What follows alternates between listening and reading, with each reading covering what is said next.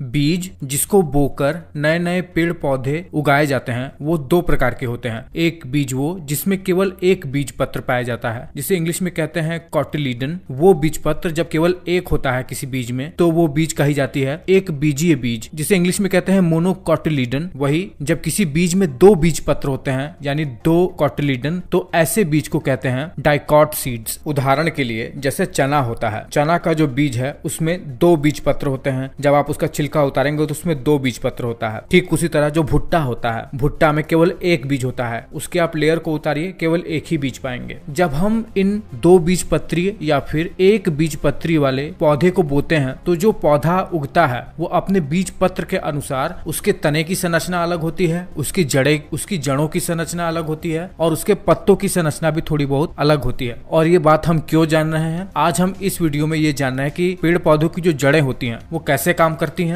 और उनकी संरचना कैसे होती है। अगर हम ये नहीं जानेंगे कि पेड़ पौधे भी डाइकॉट और मोनोकॉट के आधार पर अलग अलग संरचना वाले होते हैं तो हम कभी भी पेड़ों के जड़ों को ढंग से समझ ही नहीं पाएंगे। इसीलिए जड़ को पढ़ने के लिए हमें ये जानना पड़ेगा कि मोनोकॉट यानी मोनोकॉटिलीडन पौधों की जड़ कैसे होती हैं और डाइकॉट यानी डाइकॉटिलीडन पेड़ों की जड़ें कैसे होती हैं। तो सबसे पहले ये जान लेते हैं कि मोनोकॉटिलीडन यानी मोनोकॉट की जड़ें कैसे होती हैं। देखिए, जब हम किसी भी मोनोकॉटिलीडन पेड़ की जड़ के ट्रांसवर्स सेक्शन को यानी क्रॉस सेक्शन को काट के देखते हैं तो हमें मिलता है सबसे बाहरी लेयर जिसे कहते हैं एपिब्लेमा, जो कि बाहरी लेयर होती है, एपिडर्मल सेल से बनी हुई होती है, जिससे पतली पतली छोटी छोटी रूट हेयर्स निकली हुई होती हैं। इन्हीं से ही वाटर अब्सॉर्ब होकर पूरे पेड़ भर में फैलता है। एपिडर्मिस यानी जो एपिब्लेमा है इसके नीचे कॉर्टेक्स की एक लेयर होती है, पैरेन्काइमल सेल की बनी हुई होती है ये लेयर और थिन सेल वॉल होती है इसमें। इन सेल्स के बीच में बहुत सारा गैप भी होता है जिसकी वजह से वाटर ढंग से मूवमेंट कर पाता है। जैसे ही हम इस कॉर्टेक्स लेयर के अंदर की ओर जाते हैं तो एक पतली सी मोस्टली स्क्वायर शेप की सेल्स एक लेयर बनाई रहती हैं जिसे कहते हैं एंडोडर्मिस। इस एंडोडर्मिस सेल्स की खासियत ये होती है कि इन सेल में एक कैस्पेरियन स्ट्रिप नाम की एक संरचना होती है जो कि सुबेरियन और लिग्निन नाम की संरचना से बना हुआ होता है। पानी इसमें से कभी भी आर पार नहीं हो पाता है। पानी को अगर इसके अंदर जाना है तो या तो दो सेल्स के बीच में जो इंटरसेलुलर स्पेस है या फिर सेल मेम्ब्रेन के थ्रू, इन्हीं मार्गों से पानी अंदर जाता है। ये कभी भी हानिकारक तत्वों को जड़ के अंदर नहीं जाने देता है। फिर इसी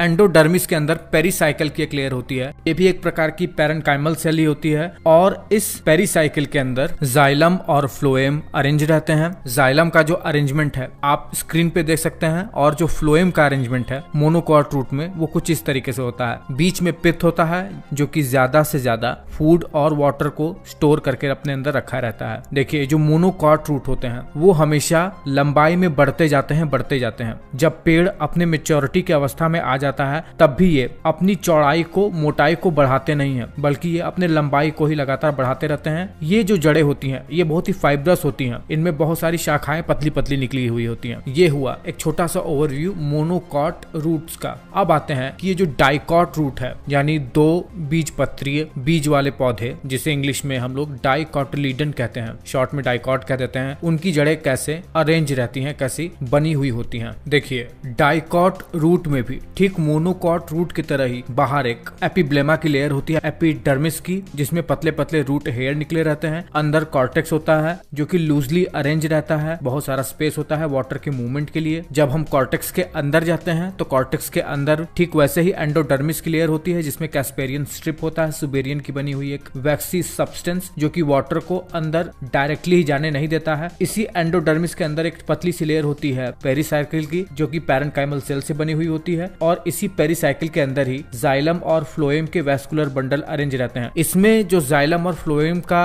अरेंजमेंट है मोनोकॉट से बिल्कुल डिफरेंटली होता है। जैसे स्क्रीन पे देख रहे हैं वैसे ये 2 से 6 की संख्या में ही हो सकते हैं इनके बंडल की संख्या। इसमें भी जाइलम के जो नए नए टिश्यू बनते हैं वो हमेशा अंदर की ओर बनते हैं जिससे मेटाजाइलम कहते हैं, और जो प्रोटोजाइलम होता है जो कि सबसे पुराना नया जब पेड़ जन्मा ही होता है उस समय का जो जाइलम होता है उसे प्रोटोजाइलम कहते हैं, वो पेरीफेरी की तरफ होता है। बीच में पित्त होता है और फ्लोएम का जो अरेंजमेंट है बिल्कुल जाइलम के बगल में होता है जैसे आप अपने स्क्रीन पे देख रहे हैं। इसी जाइलम और फ्लोएम के बीच में एक कंजक्टिव टिश्यू होती है जो कि पैरेन्काइमल सेल से बनी हुई होती है। तो मोनोकॉट और डाइकॉट में क्या अंतर है? डाइकॉट और मोनोकॉट में जो जाइलम और फ्लोएम का अरेंजमेंट है वो थोड़ा डिफरेंटली होता है, बट मोनोकॉट कभी भी सेकेंडरी ग्रोथ नहीं करता। जब पौधा मैच्योर हो जाता है तो कभी भी अपने जड़ों को मोटाई में नहीं बढ़ाता, लेकिन डाइकॉट की जड़ें, डाइकॉटिलीडन जड़ें, द्विबीजपत्री जड़ें वो मैच्योर होने पर सेकेंडरी ग्रोथ करती हैं और अपनी मोटाई को बढ़ाती जाती हैं। बट ये अपने मोटाई को बढ़ाते कैसे हैं, यही तो जानना है। देखिए, डाइकोटिलीडन यानी डाइकॉट जड़ें जब सेकेंडरी ग्रोथ करती हैं तो ये बहुत ही तेजी से एक्सपेंड करने लगती हैं। ये जड़ें अपने जो आउटर लेयर होती हैं कॉर्टेक्स की और एपिडर्मिस की, उन्हें फाड़कर बाहर की ओर जो एंडोडर्मिस लेयर है वो बाहर निकलने लगती है। ऐसा क्यों होता है?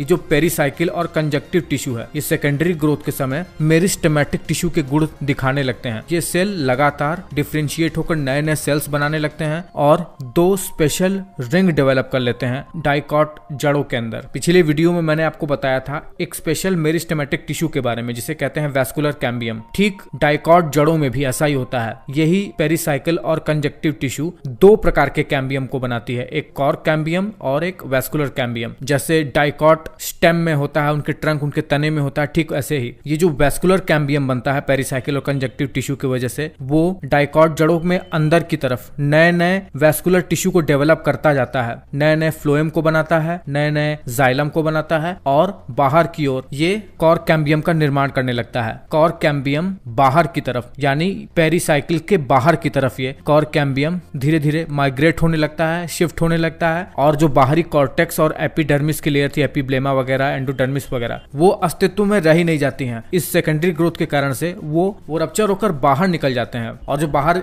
एपिडर्मिस लेयर का जो स्थान है वो कॉर्क कैम्बियम से बनने वाले नए प्रकार के टिश्यू कॉर्क ले लेता है और अंदर की तरफ यही कॉर्क कैम्बियम सेकेंडरी कॉर्टेक्स का निर्माण कर देता है। एपिडर्मिस रह ही नहीं जाता है और ये वैस्कुलर कैम्बियम अंदर जाइलम और फ्लोएम नए नए टिश्यू बनाता रहता है, जिससे जो जड़ें हैं वो सेकेंडरी ग्रोथ के समय जब पेड़ लगातार बढ़ता जाता है तो मोटाई इसमें अपना आकार बना लेता है, वो काफी मोटा हो जाता है। तो ये था एक बहुत ही बेसिक सा ओवरव्यू कि पेड़ पौधों की जड़ें काम कैसे करती हैं, वो ग्रो कैसे करते हैं। उम्मीद है ये बात आप अच्छे से समझ गए होंगे।